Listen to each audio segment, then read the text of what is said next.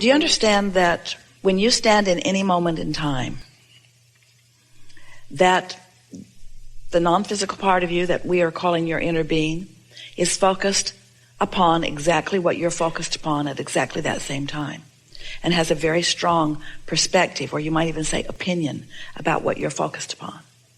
So here's the rule of thumb that we would apply if we were standing in your physical shoes, and that is, when we're feeling good, we would talk in greater detail about whatever it is we're feeling good about.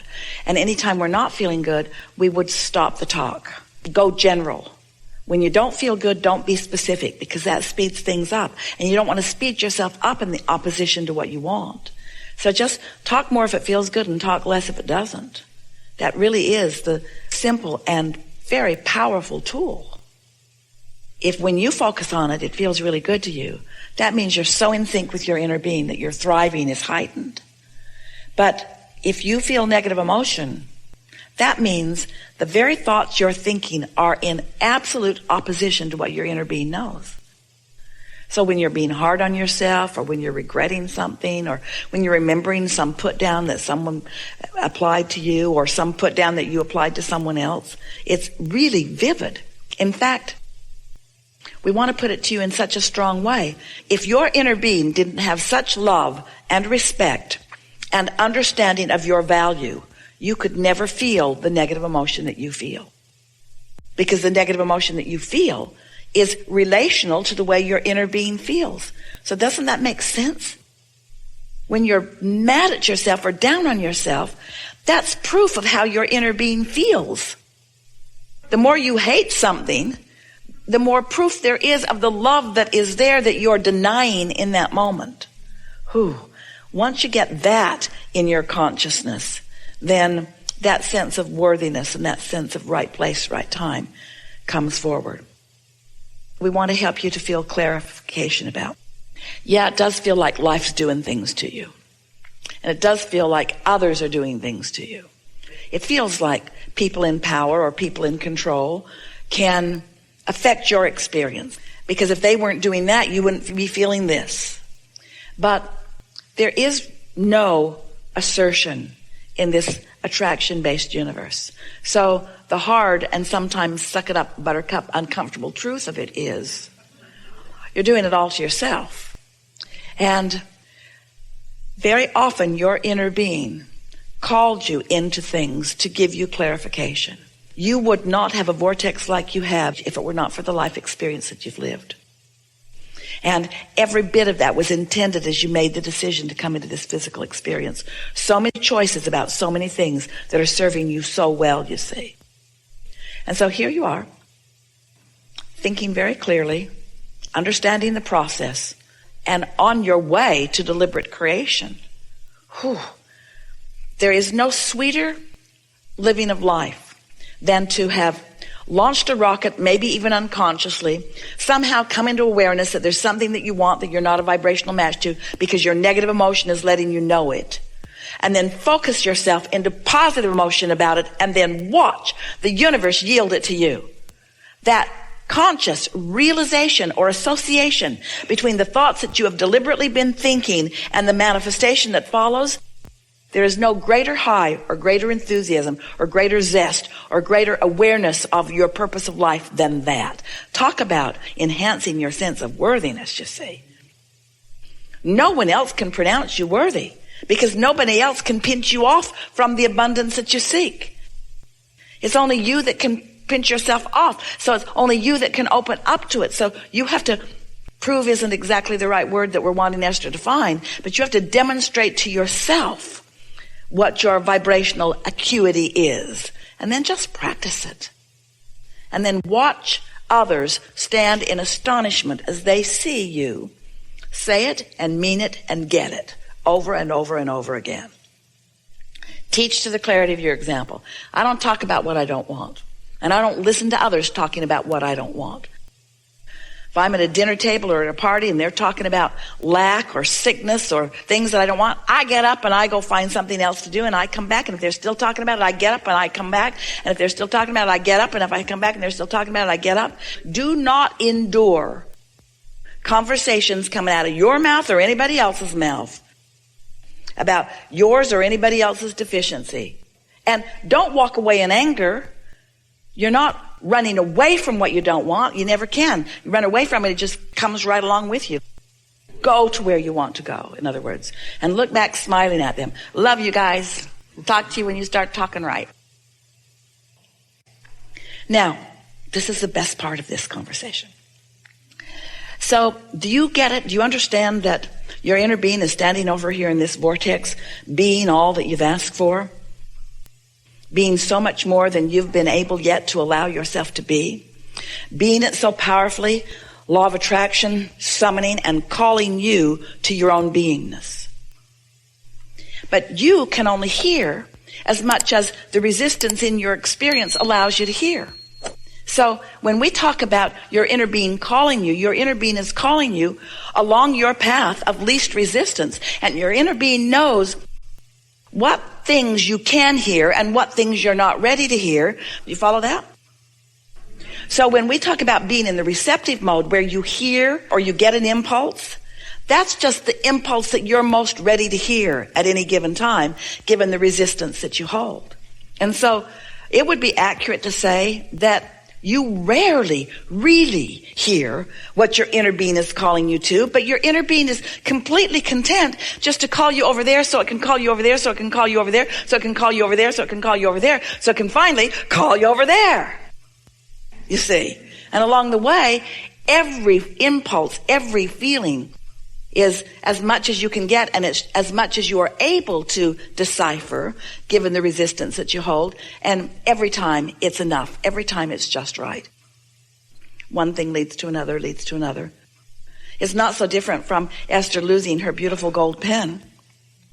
And they'd moved to another state and she couldn't find it, and she really wanted it. It was expensive, it was meaningful, and it was her favorite thing to write letters with. It was a beautiful fountain pen, so well balanced in her hand, and she couldn't find it. She looked everywhere, unpacked every box, went through all of her handbags, went through her handbags instantly, kept going back to the closet, feeling through them, feeling in the lining, feeling them. It's gone, it's gone, it's gone. She said to Jerry, I cannot find it. He said, oh good, something to buy. But Esther wasn't satisfied. This one was sentimental. She wanted it. She really, really wanted it, but she could not find it. And we explained to her, you cannot find what's lost. You cannot find something that you believe is lost. You cannot find something you believe you cannot find. Talk about resistance on your trail. If it's lost, even if it's there, you can't see it. It's lost. We're not kidding you. Your perception, you are translating thoughts to things, and your perception is everything, you see. So then she finally gave up on it. Just accepted that it was gone. Didn't want to, but did. And then about a month later, she was looking for a little perfume sprayer. Hadn't seen it either. So she reached in a purse that she thought it was last in and came out with that pen. She wasn't looking for the pen that was lost anymore. So then she could find it. And so that's kind of what goes on. In other words, your inner being will guide you. So Esther's inner being guided her to look for the perfume that she believed was in the place where the pen was. You see what we're getting at? Because her inner being knew where the pen was. Esther had felt around in that bag, dumped it upside down. It is uncanny how clever the universe is to give you what you believe. So, you're never doing anything wrong. You're doing some clarifying things. How do you find your balance? How do you find your balance if you don't test it a little bit? How do you know what feels good if you don't allow yourself to know what feels bad? How do you know what your inner being really thinks about you and other things if you don't think in opposition to it sometimes? How do you know? You wouldn't know. And it's helpful to remember, sometimes your inner being will call you through something that you think you don't want on your way to something that you do want, because the clarification is necessary. Because you've already created it, how are you going to define the specifics of what you want if you don't have some association with it in order to define them? Did you hear that? That is so important. It's so important to acknowledge that in earlier conversations we've been talking about the emotional scale, where vulnerability or fear are in the worst feeling place. And then there's anger, which feels way better. And then there's blame and guilt and overwhelmment and frustration. Long before you get to any of those feelings that feel like appreciation and love and joy and all of that sort of stuff. And so if you're feeling like a victim, anger is your friend. Your inner being is calling you and can call you from despair all the way into joy. You just can't hear it. But you can hear the inspiration to anger because you're close enough to it. You can hear that. So others will look at you and think, oh, Abraham, that can't be right. You can't be saying that someone's inner being, someone whose source energy would actually call someone to anger. Yeah. Call you into anger because it's so much better than the despair that you're feeling or the vulnerability that you're feeling or the victim that you're feeling.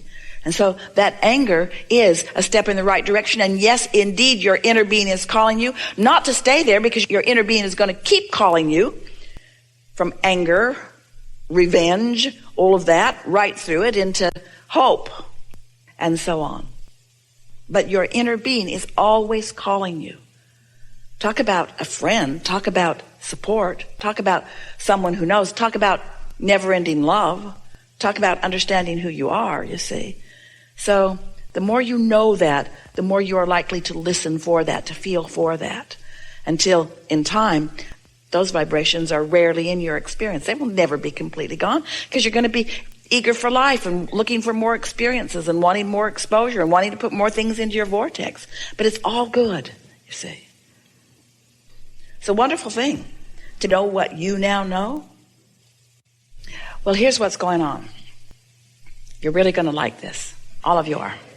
So, as you're sifting through the details of life, you're launching these incremental rockets of desire. And it's not likely, maybe even possible, for any of you to really comprehend the full picture that you have incrementally been painting. So your vortex, let's just start by saying, is vaster and more extraordinary than its individual components that you've tossed in. Because each desire is a vibrational, thinking, attracting entity, attracting to itself. And so that's why this reality that you're creating here vibrationally is getting bigger and bolder and more dynamic. And that's why you can't yet see it and hear it and smell it and taste it and touch it, but you can sense it. So then, as you begin to articulate the things that you believe you are wanting, you're articulating as best you can through the resistance that you hold, because almost everyone has enough resistance within them that they can't really understand what's going on in here. You can feel it, but you can't speak it into being quite yet. That's an excellent demonstration of what we're talking about. Your inner being is always guiding you to the path of least resistance. And it's your path, and it's your resistance. And we really want you to hear us when we say, your inner being holds no judgment about the resistance that is on your path. Just understands it and guides you over and under and around and through it. What difference does it make? Aren't interesting journeys interesting? So the key is to just be as happy as you can be, as often as you can be happy, and therefore in the state of as least resistance as possible, and then follow your impulses. That takes a little practice to trust yourself to do that, doesn't it?